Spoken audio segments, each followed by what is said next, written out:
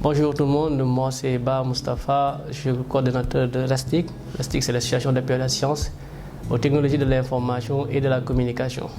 Nous voilà ici à l'UK2 pour célébrer la 7e édition du concours ASTIC GIDAS.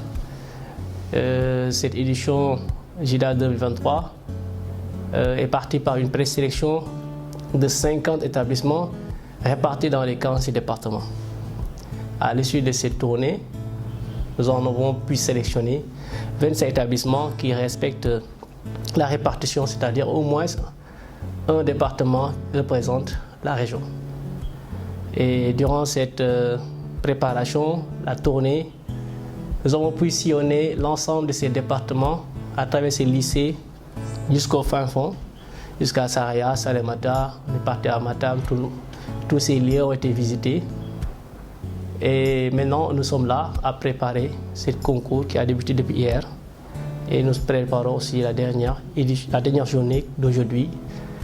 Je rappelle que dans ce processus d'organisation, il y a ce qu'on appelle la phase préparatoire qui permet aux apprenants de se familiariser sur des outils, c'est-à-dire des outils mathématiques, des logiciels de mathématiques, de chimie, d'être formés sur le codage, d'être formés sur les réseaux informatiques, et d'être initié à l'apprentissage à distance via notre plateforme et à la recherche aussi scientifique pour préparer ces apprenants à cette évaluation. Avec nos partenaires comme la Sonata Academy, et nous avons pu faire cette tournée et tous ces apprenants ont bénéficié non seulement d'une formation en présentiel, mais d'un accompagnement en ligne par rapport à notre plateforme pour vous montrer comment la formation est mise en avant dans ce concours. Et nous sommes là pour la restitution en fait, voilà, à travers les évaluations, que ce soit au labo, en pratique, que ce soit en numérique et en présentage thème. Et vraiment, nous avons vu une nette amélioration par rapport aux éditions passées, ce qui montre que vraiment ce modèle de formation, c'est cette approche qui fait la promotion des STEM et du numérique à travers ces lycées, à travers ces clubs scientifiques, montre des fruits, vu la qualité des résultats, vu la qualité des présentations, vu la qualité du travail, surtout d'hier qu'on a vu à travers les épreuves que les camarades, les élèves, les participants ont pu fournir.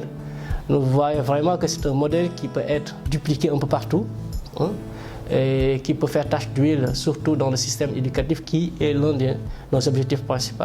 Comment faire pour que l'enseignement des sciences soit plus dynamique et que l'inclusion sociale soit effectivement une réalité à travers les STEM et le numérique. Bonjour, je me nomme Mariama Seye Diallo, élève en première S et membre du club scientifique et environnement du lycée Ibou Diallo de Sédhiou. C'est un grand plaisir pour moi aujourd'hui de faire partie de cette journée d'animation scientifique. Je remercie tout d'abord le groupe ASTIC de nous avoir invités à ce concours. On a vraiment aimé de faire partie de ce concours. C'est d'abord important de savoir l'importance des énergies fossiles dans notre pays, de savoir les conséquences qu'ils peuvent causer et aussi les avantages qu'ils peuvent apporter à notre pays. Grâce à cette journée, on a pu comprendre beaucoup de choses sur ce thème. On a compris les avantages, on a compris les inconvénients que ça peut apporter. Et nous sommes très heureux d'avoir participé à ce concours. Merci. Il y a quelque chose d'autre qui m'a plu aussi à l'ASTIC, parce que l'ASTIC nous a permis de découvrir un autre univers, celui de la pratique. Parce que nous, dans nos écoles, parfois, on n'a pas cette chance de pouvoir faire chaque jour de la pratique. Et là, nous avons eu à découvrir des outils vraiment qui sont innovants et nous avons eu à faire des expériences dont on nous avait théorisé à l'école. Et c'était vraiment agréable de pouvoir les faire. Je me suis senti moi comme un scientifique et on a eu le matériel tout à disposition avec les Erlenmeyer, les tubes à essai et aussi les fioles. Aussi, nous avons eu des pipettes graduées et tout ça. Donc, c'était vraiment un univers nouveau pour moi et c'était formidable de le découvrir. Et l'expérience aussi nous a procuré beaucoup de joie. On a eu à apprendre. L'année dernière, j'ai eu à participer à ASTIC. Cette année, je suis revenue parce que je voulais coûte que coûte prendre ma revanche. J'ai terminé deuxième l'année dernière et ça m'a fait très très mal. J'en ai même pleuré. Cette année, je suis accompagnée de ma camarade. Déjà, c'est une expérience à deux. Je me dis que avec les histoires de binôme là, même si je me loupe, au moins elle ne va pas se louper et tout. Donc c'est d'abord une expérience, mais aussi c'est en quelque sorte une histoire de famille parce qu'on est entre camarades. Déjà, on n'avait pas l'opportunité de se voir tout le temps à H24 et tout, mais cette fois-ci, on est carrément collés. Et voilà, c'était très bien en fait. Nous trouvons le thème très très pertinent dans la mesure où ce sont de jeunes élèves scientifiques qui sont réunis ici pour parler d'un thème scientifique, car le pétrole de l'extraction jusqu'au raffinage, c'est un travail scientifique. Et donc, si aujourd'hui on veut prévenir des effets néfastes du pétrole sur le climat, je pense qu'il n'y a pas mieux que les élèves pour être formés. On peut sensibiliser les adultes, mais les élèves, on les forme. Si aujourd'hui ces jeunes qui sont là, ces jeunes scientifiques sont formés sur les impacts du changement climatique, les impacts du pétrole, des énergies fossiles en général sur le changement climatique, le jour où ils seront ingénieurs pétroliers, ils vont prendre en compte ces mesures-là et ils feront en sorte que les droits de l'environnement priment sur les enjeux économiques. On peut dire qu'on a bossé ce document comme des malades, pour ne pas utiliser un terme trop familier, quoi. Mais il s'est avéré que à la dernière minute, il y a eu des manquements. Le stress a pris le dessus sur notre personnalité, notre caractère et notre capacité à parler en public. Et ça nous a en quelque sorte pénalisé avec des moments d'interruption. Mais au final, on sait qu'on a donné le meilleur de nous-mêmes.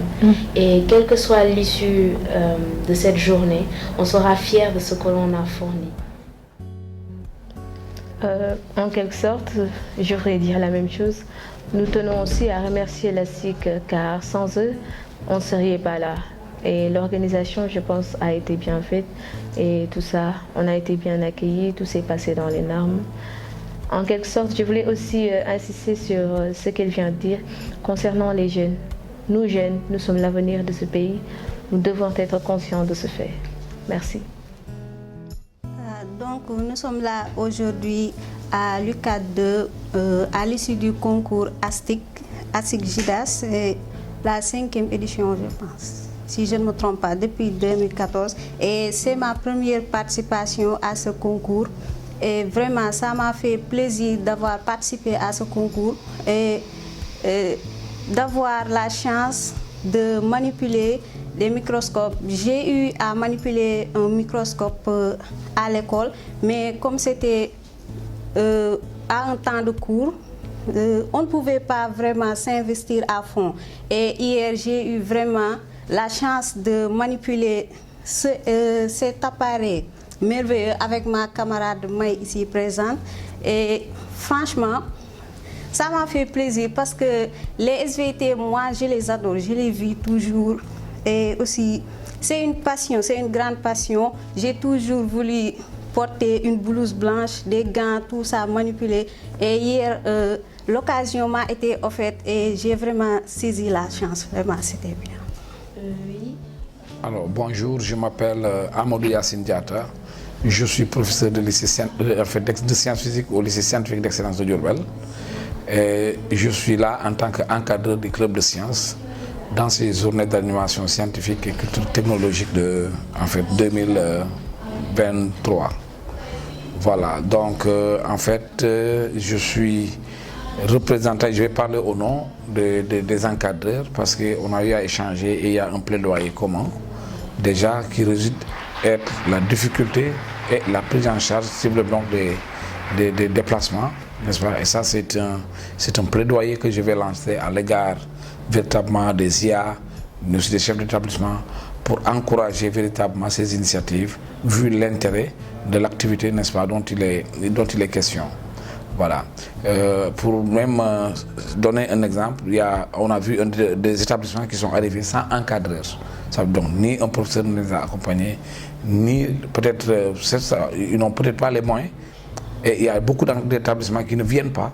Et donc ça atteint sur la qualité et le niveau des débats qui pouvaient avoir lieu. Donc, et c'est pourquoi je fais quand même ce plaidoyer-là par rapport à tout, en fait, ces activités, que les gens fassent une synergie autour véritablement de la question pour accompagner les clubs de sciences à participer à ces joutes qui, Dieu seul sait, sont extrêmement importants, surtout dans en fait, les activités extramuros. Parce que aussi l'enseignement, n'est-ce pas, a d'autres variantes. En fait, on ne peut pas tout faire dans une classe et que donc des joutes comme ça, c'est des joutes qui permettent de développer beaucoup de skills, n'est-ce pas, au niveau des apprenants. Et donc, c'est ce que je tenais à dire.